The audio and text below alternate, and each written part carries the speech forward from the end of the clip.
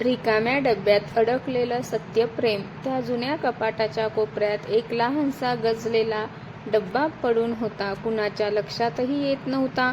घरातली सगळी माणसं पुढे चालली होती. नवी स्वप्न, नवी नाती, नवे मोबाईल, नवी आयुष्य. पण तो डब्बा तिथेच थांबला होता. रिकामा किमान दिसायला तरी. खरं तर तो रिकामा नव्हता. त्या डब्यात शब्द होते, न बोललेले. आठवणी होत्या ज्या कोणी उघडून पाहिल्याच नव्हत्या. आणि सगळ्यात महत्त्वाचं म्हणजे त्या डब्यात अडकलेलं प्रेम सत्य होतं. आर्यन आणि सायलीचीच अशीच एक कथा आहे. एका शाळेतले एकाच बाकावर बसणारे. आयुष्याच्या त्या टप्प्यावर प्रेम म्हणजे मोठमोठी वाक्य नव्हती ना वचन. प्रेम म्हणजे पेन हरवलं की दुसऱ्याचं पेन देणं, डब्बा विसरला की अर्धा डब्बा वाटून घेणं, आणि शिक्षक ओरडले की एकमेकाकडे पाहून हसणं. सायली खूप बोलकी नव्हती, पण तिच्या डोळ्यात नेहमी काहीतरी सांगायचं असायचं. आर्यन ते ओळखायचा. तोही फार शहाणा नव्हता, पण तिच्या शांततेत तो आपलं घर शोधायचा.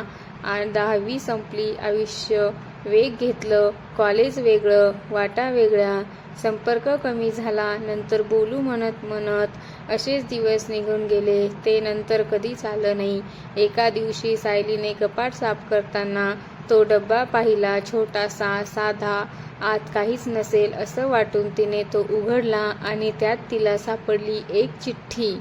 सायली आज सांगायचं ठरवलं होतं, पण शब्द जमत नाहीयेत. कदाचित कधी जमणारही नाहीत. पण तू हसशील की जग सोपं वाटतं. ते हेच कदाचित प्रेम असावं. आर्यन चिठ्ठी वाचून तिच्या डोळ्यात पाणी आलं. कारण तिलाही काहीतरी सांगायचं होतं, पण तीही कधीच बोलू शकली नव्हती. त्या डब्यात अजूनही काही होतं. तिने लिहिलेली पण कधी न दिलेली चिठ्ठी. आर्यन, तू जवळ असतोस तेव्हा मी स्वतःसारखी असते. काही सिद्ध करायचं नसतं. हेच माझ्यासाठी प्रेम आहे. सायली. 2 चिठ्ठ्या, 2 मन, एकच भावना, पण वेळेच्या आधी किंवा उशिरा व्यक्त न झालेली. आज आर्यन कुठेतरी दुसऱ्या शहरात होता.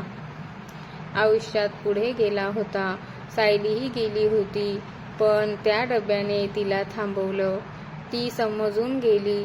सत्य प्रेम नेहमी मोठ्या शब्दात व्यक्त होत नाही. कधी कधी ते फक्त डब्यात अडकून राहतं, योग्य वेळेची वाट पाहतं. सायलीने तो डब्बा परत बंद केला नाही. तिने तो जपून ठेवला. कारण काही प्रेमकथा पूर्ण होत नाहीत, पण त्या अपूर्णतेतच त्याचं सौंदर्य असतं.